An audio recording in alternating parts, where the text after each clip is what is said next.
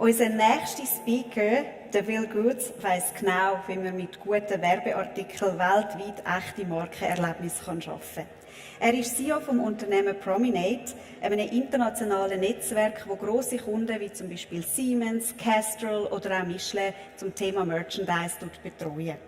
Das Besondere an Prominate ist, dass sie als zentraler Ansprechpartner von globalen Marken auftreten, aber jeweils auf die Umsetzung und Unterstützung von lokalen Partnern setzen.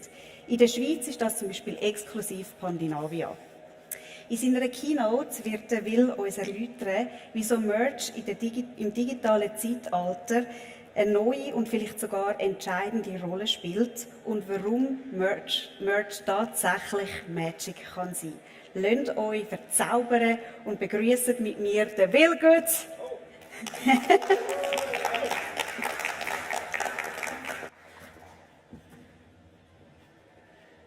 Is everyone's had some food? Everyone's feeling good? Good.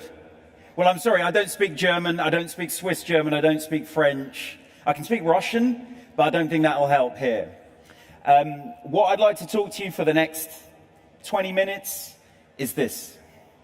Is why I believe, and I'm sure, hopefully by the end of it, we can all believe that merchandise, branded merchandise, is an exciting, dynamic space that is going to bring brands alive in the future and has got a lot of more legs than we thought it had done in the past. And just this image, I love, right? This is an American athlete, and she's a gymnast. And actually, quite a lot of the time, you see athletes, talking about the Olympics, they have a tattoo and something like this. People's aspirations are now being shown through merchandise, right? Through things that you put on your body, right? And I think this is something very, very interesting, and it's something that we need to talk about more. But before we do that, I want to take I want to go back in time. I want to back to the 1900s. Right? And let's have a look about how brands were grown in the 20th century, right? Let's look at Guinness, right? Turn of the century, right? These brands were built by engendering trust. There's a classic line that Guinness is good for you, right? The value in these brands was created through actually engendering trust with your consumer. That's why people paid more for brands rather than the other ones. Actually, if you then look to the 1930s and 40s, you have people like Ronald Reagan advertising cigarettes and those advertisements that you would never see now. But what they're doing is building some sort of affinity towards a brand, so something that you can build on that trust, right? You then look to the 60s, this classic advert by Ogilvy and Mather, the man in the Hathaway shirt, which is brands giving discernment, cues for discernment and prosperity. You then move into the 1980s and 1990s, and you've got those classic brands like Nike and Apple that use brands help me be me. Then you also, in the digital world, you look at brands like Compare the Market that help consumers navigate the digital age. And now you look at these brands in the 2010s like Monzo that are all about identity. They understand the modern consumer and how they work. Now, here are 6 examples. This is a history of brands in the last 150 years in the last 90 seconds, right? But I think one of the challenges that brands and companies have now is simply this. It is disassociation, right? If the brands are so strong, why are companies spending less and less? Why are they looking to talk more about efficiency than building their brands? And I believe a lot of this is down to what I call the tyranny of the algorithm, right? And let me explain what that means just a little bit, right? What that fundamentally means is, look, hands up here, who's got Spotify? Does anyone use Spotify? Yeah, lots of Spotify users, right? Good, me too, right?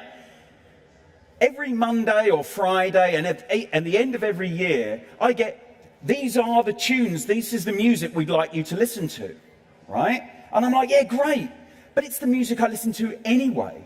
right? I'm not going to reveal my age, right? But when I was a bit younger, I would listen to the radio, I'd speak to my mates, I'd go to gigs, I'd get all of these different influences about the choices I wanted to make in terms of music. And now those choices are being dictated to by algorithmic content, right? And as Barack Obama says, we live in a culture that puts a premium on things that don't last. Money, fame, status, likes. We chase the approval of strangers on our phones. We all build walls and fences around ourselves, and then we wonder why we feel so alone. So there's very much about the world of brands that grew up building trust, building affinity, helping people be me, is fundamentally changing. And you look at this. You look at the Skoda ad, driven by something different. But the Volvo and the Honda and the Nissan, they all look the same. I use the phrase, everything is becoming beige. Everything is beginning to look the same. And I like to say that brands are losing their touch. Their differentiation between Skoda, Volvo, Honda and Nissan is beginning to decrease, right? And it's not just those ones, it's everywhere. Look at an ad for Samsung, Apple and Huawei. Life opens up, life is easier, supercharge your life, right? This notion of brands becoming less and less differentiated is getting greater and greater and greater. So what can we do about it, right? And I will tell you what Nike didn't do about it, right? You probably know, this time last year, Nike, the market cap of Nike dropped by 20%. Roughly speaking, that's about $25 billion lost in value. And one of the reasons why that happened was the lack of investment or the reduction of investment in products, right? Nike has been absolutely incredible at making beautiful, incredible products that people love. But actually, for the last few years, they've been taking that money and instead of investing that in wholesalers, they've gone direct to the consumer, actually selling them products that, as it turned out, they didn't want to buy. So what I'm saying is, in a world where brands are becoming more and more disassociated and the world is becoming more and more beige, products are actually the silver bullet to actually reconnecting brands and people. But not only just reconnecting them, building those kinds of relationships that help brands thrive in the first place. And this is what I mean. There's a magazine called ID that has just been relaunched. And Tom Bettridge, who's the new editor, he's captured it perfectly, right? We're moving from an era of attention to an era of retention, where the smarter brands are figuring out how to build a narrative people are invested in, right? This notion of physical investment is powerful for brands. And actually, when you think about it now, when you look at the Gen Z consumer, they want something that is tangible and collectible. So this idea of, although we are looking at our phones more and more and more, the appeal of the physical product is getting greater and greater and greater. And I want to give you two examples of this. Everyone know Five Guys? Hands up. Yeah, loads of people know Five Guys. Spotify fans, Five Guys fans, good, right? One of the great things about Five Guys is that when you go into a Five Guys, you choose your burger and you get as many toppings as you want, free, right? When you get the fries, you get an enormous portion of fries poured into the top, more than you paid for. When you buy the Coke, you get a bottomless Coke. You go there and you get these nuts for free. You get all of these things for free. Right? These are the things that make a difference. These are the things that connect people to that brand. Furthermore, if you go to Doubletree in Hilton, any Doubletree fans out there? Probably not as many as Spotify. Oh, one. Yes. Thank you, sir. Hello. And one of the things about Doubletree is, in every Doubletree, when you go and check in, they give you a bag of freshly baked cookies. They have an oven at reception in every hotel. All right, and they make every new person who checks in, and they give them these freshly baked cookies. Now, I can guarantee that the procurement departments of DoubleTree by Hilton and Five Guys are saying, why are we giving these things away, right? But there's a very important point here. Neither of these brands spend a penny on advertising.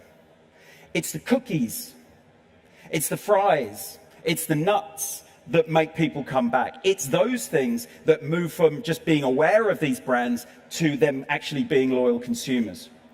And what I think we should begin to call this is relational capitalism, right? And what I mean by relational capitalism is actually doing something that has a tangible thing. I think that the notion of marketing in real life is going to get stronger and stronger in the next few years. And it's a very much a entrepreneurial play, and I'll explain why in a moment. But what it does do, it actually appeals to what we call system one thinking, the part of our brain that thinks without us thinking about it, right? But what's very, very important is how brands like DoubleTree, how brands like Five Guys use tangibility to build their brands and deepen their relation with their consumers through relational capitalism, doing something for them, just not throwing stuff at them.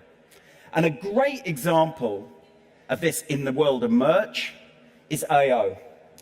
I encourage you all, there was a podcast called The Uncensored CMO. If you don't know it, listen to it. There was a podcast with Rory Sutherland 2 or 3 weeks ago where he talked about AO. Now, AO are the largest buyer of teddy bears in Europe, right? And one of the incredible things that they do, this is brilliant, right? They are a retailer who sells fridges, cookers, TVs, those kinds of things, electrical items, right? They also deliver them. And for every household where they make a delivery, they find out whether there is a child or children living there. And for every time they deliver, if there's a child living there, they give them a teddy bear, right? This is a thing that someone who's worried about the money would not do. This is a very entrepreneurial thing, right? And I would also say, because marketing likes to think, if we spend this, we'll get that, right? What's wonderful about this is there is an intangibility to it. And what I mean about intangible, it's unpredictable, it's entrepreneurial, but it's appealing directly to people's emotions. And that's fundamentally very important. So all the beautiful products that we see in this hall today, we should think about them being employed in this kind of relationally capitalistic, kind of way. And what I'm calling this is the merchverse. And this is Rory Sutherland himself. For those of you who don't know him, give him a follow. David Ogilvy always said that direct mail was his first love and secret weapon, but a close second has to be branded merch. This merchverse, we need to think about it as it's a place where the power of touch is used to help brands and companies rediscover, grow and deepen relationships with employees, stakeholders, consumers and fans. This is applicable across everything. And I just want to give some examples, right? In a post-AI world, what used to be considered clutter is now gold. These bag charms, right? I have a friend of mine who works at Beyond Retro, which is a vintage clothing chain in the UK. They're selling more and more and more of these. And they're not just, and they are selling them from, Gucci are selling them, and you can buy them for 99 cents, right? They are an incredible way of communicating, either premiumness, fun, whatever kind of thing. But these things used to be just thrown away. They're now kept and they're on display on the front cover of Vogue, no less. Heard about the Trader Joe's tote bag? Trader Joe's is a Californian retailer, right? You can buy a tote in Trader Joe's in California for $2.99. In Japan, they cost $3,000. So the value of that item that we will buy for $2.99 in California is increased 1,000% if you move it to Japan. The value of it goes through the roof. Taylor Swift, I bet there's some Taylor Swift, there's some Swifties in today, aren't there? Any hands? No? Oh yes, just a few. Oh, I thought there'd be more, sorry about that. But what's fascinating about that, the whole point about Taylor Swift concerts now is it's not just going to going to the conference and singing the concert and singing along. This person who spent £70 on a cream hoodie, it said, "It's a memory made." It's a proof that you were there, right? And that's incredibly powerful. You can't just say, okay, like, here's a reel of us there. Here's actual proof I was there. You actually bought the t-shirt. And actually, what this does, and I just a minute ago I said, oh, you don't want to talk about digital, all those kinds of things. But what's wonderful about these things, it's not a challenge to it. It's complementary to it. So when you look at Hailey Bieber and her cosmetics range, what she's actually doing is she's building the merch around how modern women use makeup. They don't use a mirror anymore, they use your phone. And guess what? There's a clip in the back of that phone case that fits only her makeup range, and that exclusively, right? And this offers what algorithms can't, something you can actually touch. Because these are signals now. These are signals, not souvenirs. And this is just an image from Lululemon's recent campaign about encouraging women to wear shorts at the gym, right? This is important that, it's not just a campaign that exists on social media or on TV or online or wherever. You can't scroll past a t-shirt in your drawer.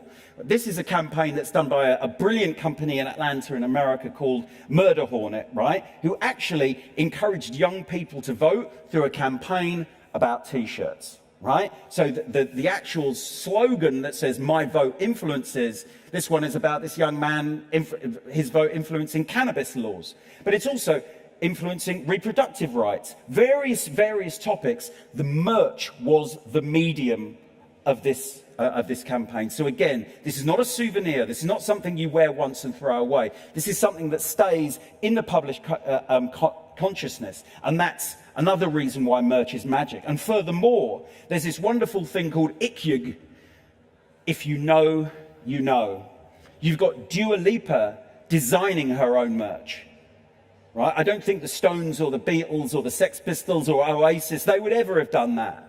But you get artists now seeing the cultural value of designing their own merchandise. You've got this incredible popcorn mug craze, which one of Prominate's partners actually designed around June 2, which is actually now featured on Jimmy Kimmel Live. You've got the explosion of Guinness using merchandise to delve into the history of what their brand is and to encourage a new audience. And we've got like a very low budget food chain called Greg's designing their own jewelry. These are not things that are done in a kind of, oh, I've got a great idea, let's do this. There's an ironic sense to it. You've got to get it. And I think that's a wonderful element of the magic of merch. It doesn't have to be obvious. It can dial into these subcultures and these trends and into a brand's history that really, really makes a difference.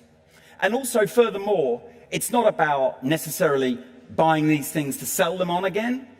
It's not their value in that sense. It's about connection, right? For example, here's another person that you should all follow, a guy called James Kirkham, right? Who's very much an anti the algorithm like me. It's very much when everything's just content, the things people choose to keep say the most. This is a flyer from a club night that people keep, they photo, they share. And furthermore, modern artists now are not necessarily saying, how many followers do I get? How many followers do I need? Right? They actually invest in the merchandise, right, that actually keeps that circle going.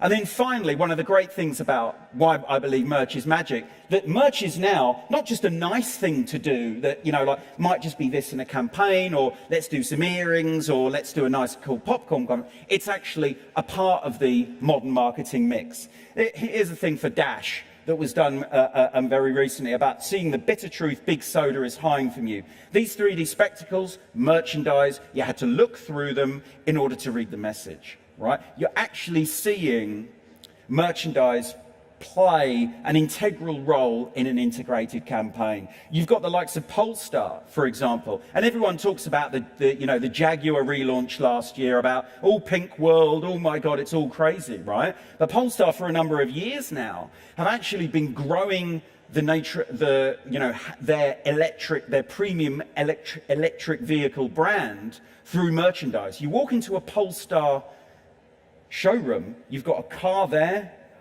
you've got merch there, right? So they're not selling just the car, they're selling the lifestyle associated with it. And they've got this beautiful beautiful basketball, which I desperately want.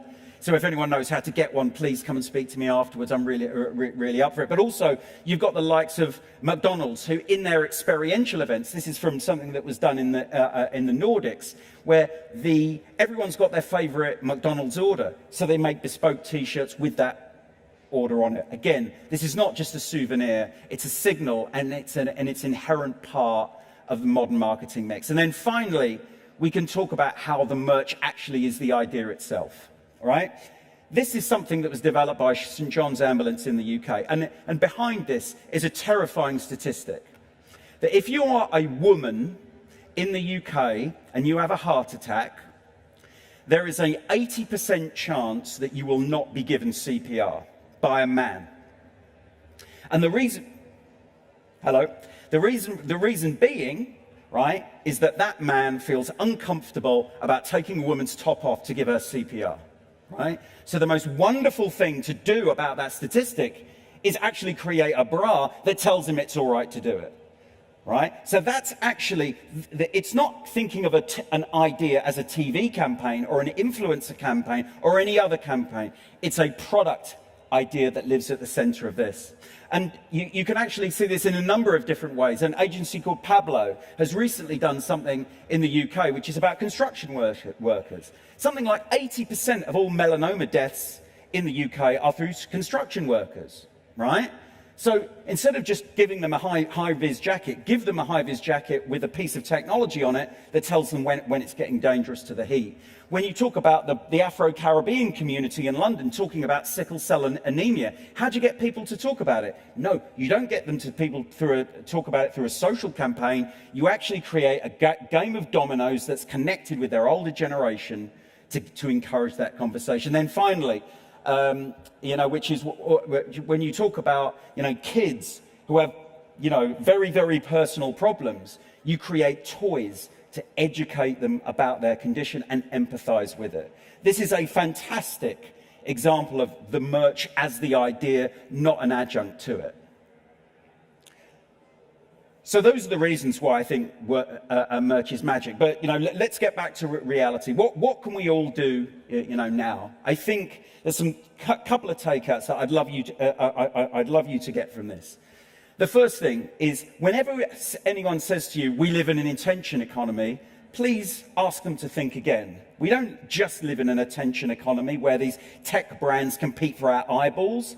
We live in a world that has a retention economy, where brands invest in things that build lasting narratives with their consumers, their fans, their employees, their stakeholders. When we say, oh, merch is just key rings, I would say we are key to brands' futures. Right? There's a wonderful thought leader called Anna Angelic who talks about product-led branding, which I'll talk a little bit more about in a moment. But it's fundamentally, there needs to be merchandise strategies and design languages and ideas applied across the brand universe and the marketing universe. When we say it's all digital now, it's everything's going on online. Think about the power of touch, right? One of our team in the UK, when I said, "Show me a bit of your favorite branded merchandise," she shared with me a chocolate tin that she'd had for 35 years. Now, I would say, if I'm going to calculate the media value of that, that's almost incalculable. I mean, like the number would run off the calculator. It's so big, right? One of the things that we need to think about how we talk about merchandising is how we elevate the conversation around it in terms of its media value, in terms of its brand value, and actually its tangible value. And also, I would say, its capitalist value. How much money does it actually bring in, and what's that relationship worth? And as I said, instead of talking about promotional merchandising, let's talk about product-led branding, or let's talk about product-led brand building, right? Let's talk about what we do in an elevated way. And then instead of thinking, let's just do it and put a logo on things, let's think about what Pablo did, what the St John's Ambulance did, what all of these companies that I've talked about in the last 20 minutes have done, to say about, hang on, it's not just a high-vis vest. It's not just a pack of dominoes. It's not just a bunny rabbit. It can be something more. And so when people say merch is marketing's basics, I think absolutely not. I hope in the last 20 minutes that I've gone some way to convincing you that merch is magic. And with that in mind, I will talk for hours and hours and hours about this with anyone who wants to talk about it. So please come and have a chat with me afterwards. Do stay in touch. Thank you very much.